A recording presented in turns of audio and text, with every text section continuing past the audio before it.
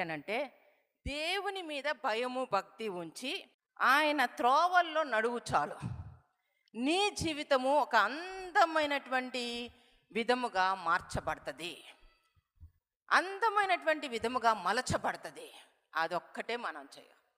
దేవుని మాట ప్రకారము జీవించాం, దేవుని త్రోవల్లో నడవం. ఈరోజు కష్టాలు ఇబ్బందులు ఒక్కసారి ఆలోచించండి.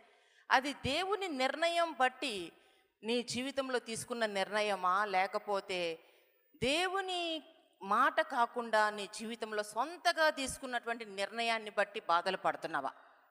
దేవుని వాక్యాన్ని బట్టి మనము జీవిస్తే ఎక్కడ కూడా మనం అంత బాధపడే అవకాశము లేదు. కానీ చాలా వరకు మనిషి ఆశాజీవి. తను ఏమనుకుంటే అది నెరవేర్చాలని చూస్తారు, తను ఏమనుకుంటే దాని ప్రకారము జీవించాలని చూస్తారు.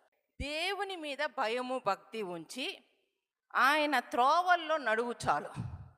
నీ జీవితము ఒక అందమైనటువంటి విధముగా మార్చబడుతుంది. దేవుడు చెప్తుంది,